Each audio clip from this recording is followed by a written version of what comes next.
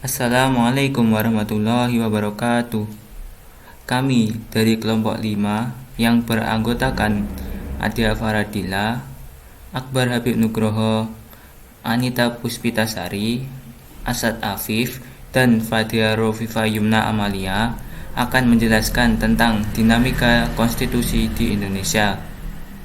Pada materi ini kita akan membahas tentang sejarah konstitusi, perkembangan konstitusi di Indonesia, dan dinamika konstitusi di Indonesia. Yang pertama adalah sejarah konstitusi. Istilah konstitusi telah lama dikenal, yaitu sejak zaman Yunani kuno. Diduga, konstitusi Athena yang ditulis oleh seorang aristokrat Xenopon kurang lebih tahun 425 sebelum Masehi. Ia memandang konstitusi Athena sebagai alat demokrasi yang sempurna. Dapat diduga pula bahwa pemahaman orang-orang tentang apa yang diartikan konstitusi sejalan dengan pemikiran orang-orang Yunani kuno tentang negara. Hal tersebut dapat diketahui dari paham Sokrates yang kemudian dikembangkan oleh muridnya Plato. Dalam bukunya yang terkenal Politeia atau Negara, yang memuat ajaran-ajaran Plato tentang negara dan hukum, dan bukunya Nomoi atau Undang-Undang, dan juga tulisan Aristoteles. Dalam bukunya yang terkenal dengan nama Politicia, yang di dalamnya juga dibicarakan tentang negara dan hukum. Undang-Undang Dasar 1945 merupakan salah satu konstitusi yang paling singkat dan sederhana di dunia. Undang-Undang Dasar 1945 hanya terdiri dari 16 bab, 37 pasal, 4 pasal aturan peralihan, dan 2 ayat aturan tambahan. Undang-Undang Dasar 1945 memuat 5 unsur, antara lain kekuasaan negara, hak rakyat, kekuasaan eksekutif, legislatif, dan yudikatif. Sedangkan untuk mengatur hal-hal pokok yang terkait dengan penyelenggaraan pemerintahan negara, diserahkan pengaturannya pada undang-undang yang lebih rendah. Sejarah mencatat bahwa waktu dalam pembuatan Undang-Undang Dasar 1945 ini sangat singkat.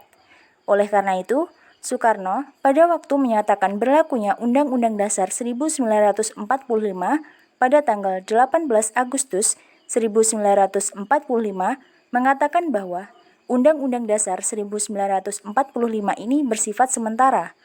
Nanti setelah kondisi negara sudah stabil, baru dapat membuat undang-undang yang lebih lengkap dan lebih sempurna. Berdasarkan catatan Ketatanegaraan Indonesia, ada 4 macam undang-undang yang pernah berlaku di Indonesia, yaitu yang pertama, Undang-Undang Dasar 1945 yang berlaku tanggal 18 Agustus 1945 sampai dengan tanggal 27 Desember 1949. 2. Konstitusi Republik Indonesia Serikat atau disingkat dengan RIS berlaku dari tanggal 27 Desember 1949 sampai tanggal 17 Agustus 1950. Yang ketiga, Undang-Undang Dasar Sementara tahun 1950 berlaku dari tanggal 17 Agustus 1950 sampai dengan 5 Juli 1959. Yang keempat, Undang-Undang Dasar 1945 yang berlaku lagi sejak dikeluarkannya Dekret Presiden pada tanggal 5 Juli 1959. Pembahasan selanjutnya, perkembangan konstitusi di Indonesia.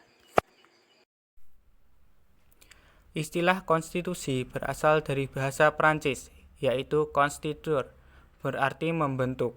Yang dimaksud ialah membentuk suatu negara. Dalam bahasa Inggris dipakai istilah constitution, yang dalam bahasa Indonesia disebut konstitusi.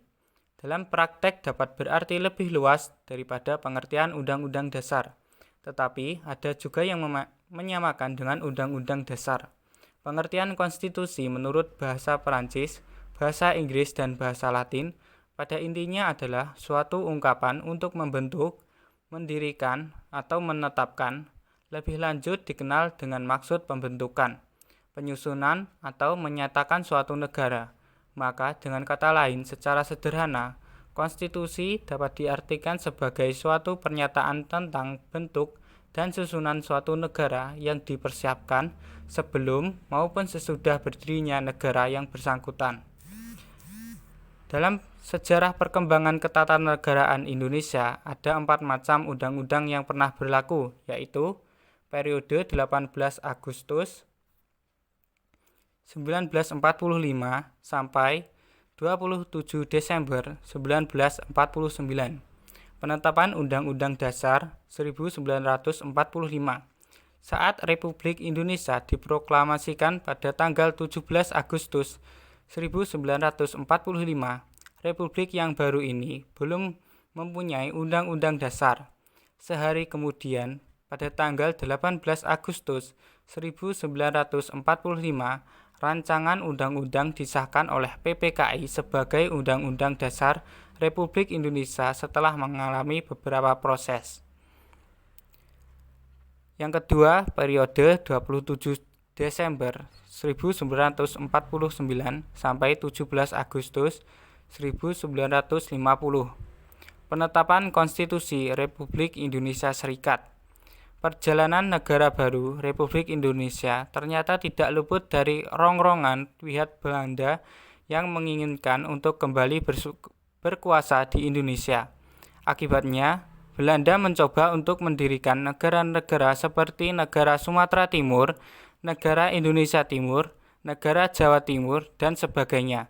Sejalan dengan usaha Belanda tersebut, maka terjadilah agresi Belanda I pada tahun 1947 dan agresi II pada tahun 1948, dan ini mengakibatkan diadakannya KMB yang melahirkan negara Republik Indonesia Serikat, sehingga UUD yang seharusnya berlaku untuk seluruh negara Indonesia itu hanya berlaku untuk negara Republik Indonesia Serikat saja.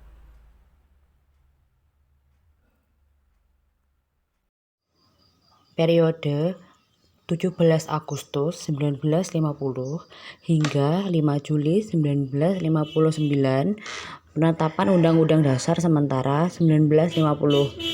Periode federal dari Undang-Undang Dasar Republik Indonesia Serikat 1949 merupakan perubahan sementara karena sesungguhnya bangsa Indonesia sejak 17 Agustus 1945 menghendaki sifat kesatuan. Maka negara Republik Indonesia Serikat tidak bertahan lama karena terjadinya penggabungan dengan Republik Indonesia. Periode 5 Juli 1959 hingga sekarang. Penetapan berlakunya kembali Undang-Undang Dasar 1945. Dengan Dekret Presiden 5 Juli 1959, berlakulah kembali Undang-Undang Dasar 1945. Dan perubahan Majelis Permusyawaratan Rakyat Sementara Orde Lama pada masa 1959 hingga 1965 menjadi Majelis Permusyawaratan Rakyat Sementara Orde Baru. Perubahan itu dilakukan karena Majelis Permusyawaratan Rakyat Sementara Orde Lama dianggap kurang mencerminkan pelaksanaan Undang-Undang Dasar 1945 secara murni dan konsekuen. Materi selanjutnya yaitu dinamika konstitusi di Indonesia. Suatu undang-undang dasar jika tidak lagi mencerminkan konstelasi politik atau tidak memenuhi harapan aspirasi rakyat, dapat dibatalkan dan diganti dengan undang-undang dasar baru. Misalnya di Prancis, sesudah dibebaskan dari pendudukan tentara Jerman, dianggap perlu mengadakan undang-undang dasar baru yang mencerminkan lahirnya negara Prancis baru. Hal ini juga terjadi di Indonesia. Miriam Budiarjo membagi 4 tahap perkembangan undang-undang dasar sebagai berikut. Yang pertama, tahun 1945, yaitu Undang-Undang Dasar Republik Indonesia yang de facto hanya berlaku di Jawa, Madura, dan Sumatera. Yang kedua, tahun 1949, Undang-Undang Dasar Republik Indonesia yang de facto berlaku seluruh Indonesia kecuali Irian Barat. Yang ketiga, tahun 1959, yaitu Undang-Undang Dasar Republik Indonesia 1945 dengan demokrasi terpimpin, disusul demokrasi Pancasila. Undang-Undang Dasar ini mulai 1963 berlaku di seluruh Indonesia termasuk Irian Barat. Jika ditinjau dari sudut perkembangan naskah Undang-Undang Dasar, maka sejak proklamasi 17 Agustus 1945 sampai sekarang, tahap-tahap sejarah konstitusi Indonesia dapat dikatakan telah melewati 6 tahap perkembangan, yaitu yang pertama, periode tanggal 18 Agustus 1945 sampai 27 Desember 1949. Yang kedua, periode tanggal 27 Desember 1949 sampai dengan tanggal 17 Agustus 1950. Yang ketiga, periode tanggal 17 Agustus 1950 sampai dengan 5 Juli 1959. Yang keempat, periode tanggal 5 Juli 1959 sampai dengan 19 Oktober 1999.